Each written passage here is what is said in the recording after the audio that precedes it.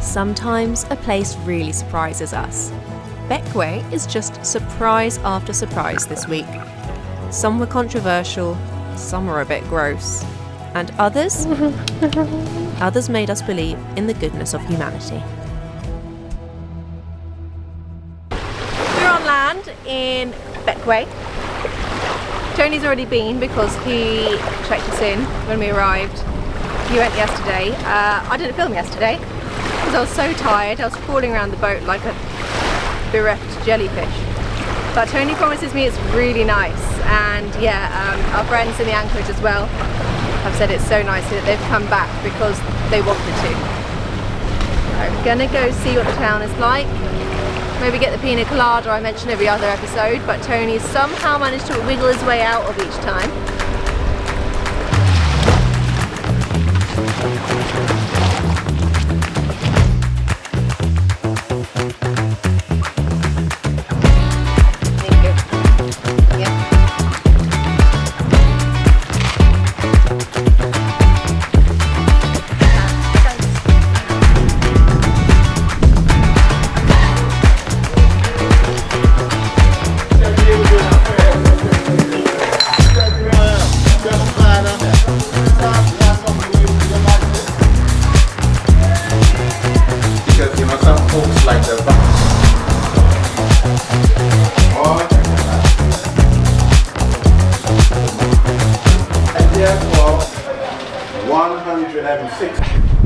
Well, we had a look at model Malvin's Model Boat Shop.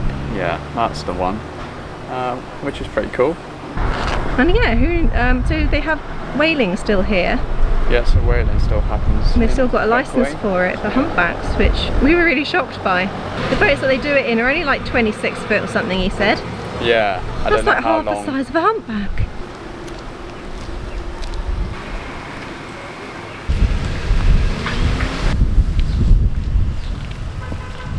We just come out of a little Knight's Mini Mart and Bakery, which is really well stocked, by the way. And I saw a drink called Caribbean Cool. I felt like being the Caribbean. One needs to go for the Caribbean Cool, right? And it's a Morby, M-A-U-B-Y, Morby drink, which it's not a thing in England. It's like some sort of bark. Now that I've looked at it a bit closer, so I'm guessing it's a tree bark. So I have no idea what I would set myself in for. The local here, or just maybe not the UK, or maybe just not me. Tony, you ever heard of it? Nope. It's very aniseedy.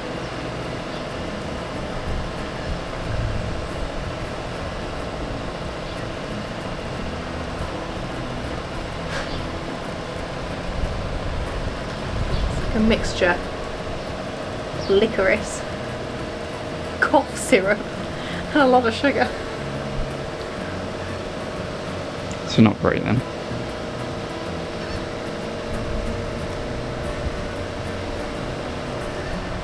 Acquired, I'm guessing. It's probably just a very acquired taste.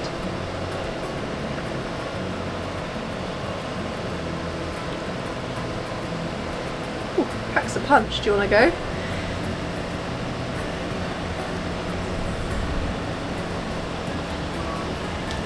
Yeah.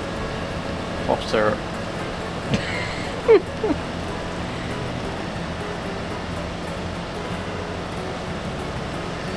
You can stick with your Coca-Cola. Yeah.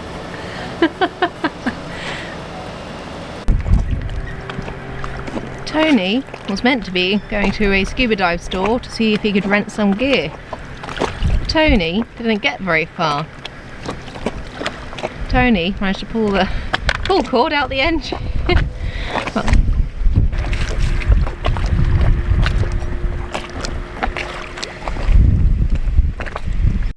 Well, alright then, give it to me straight. How bad is it? So, problem number 2. The bit on the end of the spring which coils up the pull cord is just snapped off. So we don't have a backup spring.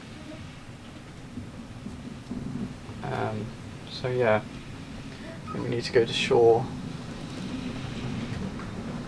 either get a new outboard or get this fixed somehow. But yeah, this goes on to the spring and it's just snapped off. We're not doing another swimming to shore episode, by the way. I'm ruling this out. Ibiza was enough. It's a bit too far and a bit windy. Ibiza was rough. Yeah. We laughed our way through it, but... As you can see me, I'd literally said about 10 minutes before. We were stood pretty much here, weren't we? Yeah. And I was like, I think it's time for a new outboard.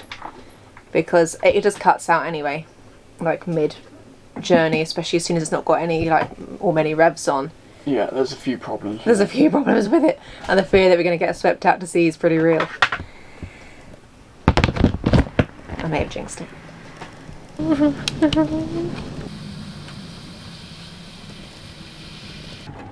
Then an unexpected chain of events began. News of us two sailors and a broken outboard somehow spread, and the locals got involved.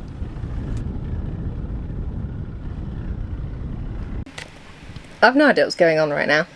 I think half the anchorage and the locals have come to our rescue. One of the locals came to try and sell us some banana bread, saw the state of our outboard in pieces and said they might know someone who can come and fix that or try to help, and that they'll send them our way at some point. It's such a lovely place here, nice cruising community, and the locals are just lovely. Really, really lovely, friendly, relaxed people. It is my favourite place so far. It works! Whee! Got it fixed. It lives! You had half the island helping you. Yeah, so where do I begin? Where do I begin indeed? Welcome to our Bequia investigation board, where we try to piece together exactly what happened. Some mysteries, though, remain unsolved. The Banana Bread Man. Some random fellow came along the boat to sell us some bread. I told him I didn't want any bread. I asked him if he knew any outboard mechanics and he said, I'll make a call. A cruiser named Peter came along. Peter had a dinghy. He took me to the yacht club that apparently had a mechanic. But they didn't. Instead, they gave me a number for a mechanic, but they didn't answer the phone. So Peter took me back to Rhythm without any success. But then, a knight in shining armour came along. Dee Dee. Was this the result of the mysterious phone call? We will never know. Dee Dee towed me here, Dee Dee towed me there. Dee Dee towed me everywhere. And then eventually, Dee Dee towed me to Kerry. But it was Kerry's day off, so we thought that was another failed attempt. But he came in anyway, and he fixed it. But when I started it back at the dinghy, it died again. But he fixed it again. For good. And so he went back to the bar to finish off his rum punch. And we owe Bequia a huge thank you for helping us out. But it just shows the generosity and kindness of everyone here, doesn't it, really? Yeah.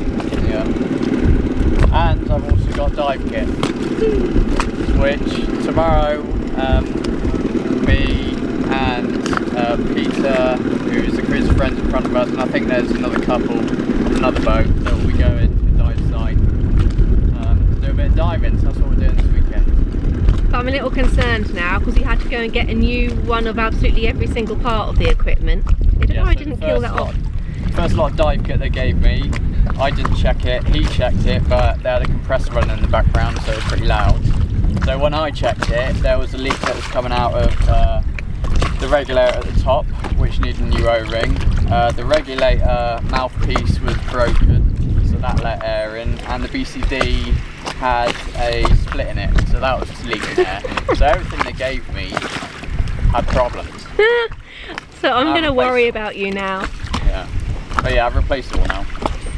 And did you watch them do it and check it yourself? Yeah. Good.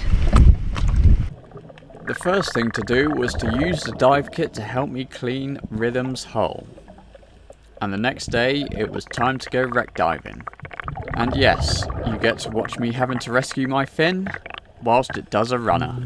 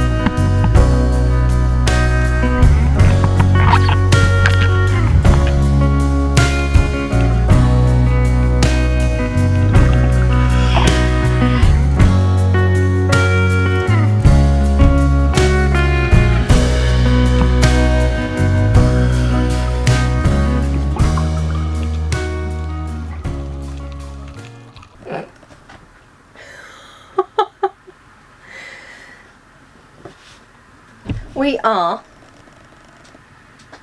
going for a walk. That was a bit anticlimactic, wasn't it? Let me try that one again. We're going for a walk. We are going across the other side of the island, and the island's pretty small, so I don't think it's going to be a big one, but it's pretty hilly. There's a hill, Tony. There is. I did say it was a bit tiring. It's bloody boiling. Sweating, I haven't even left the boat. Never mind. Every video I say this. Every video I'm like, it's hot. But it is. And I'm but an English rose. And I'm baking and sweating from places I didn't know it was possible to sweat all the time. I'm just moist. That's a horrible word, isn't it? Damp, moist. But we're going for a walk. Let's get walking. I'm in a very good mood today. So off we went in our good mood for a hike in the heat, merrily oblivious to the fact that our camera microphone had stopped working. Luckily for you guys, you can still get the gist of my amateur dramatics via the footage. You're welcome.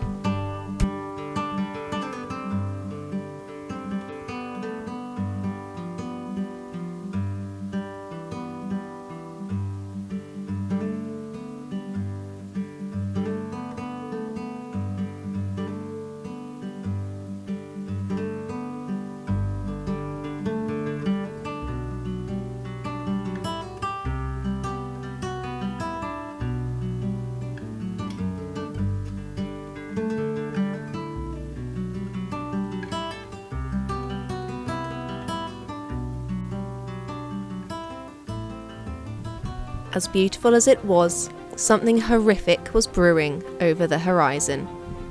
Here we are that night, discussing that a hurricane is on its way. And at that moment in time, it was due to be a direct hit on the island. We have to run. Next week sees us fleeing south, even though the weather window wasn't good, through the night and through the squalls, in search of safety.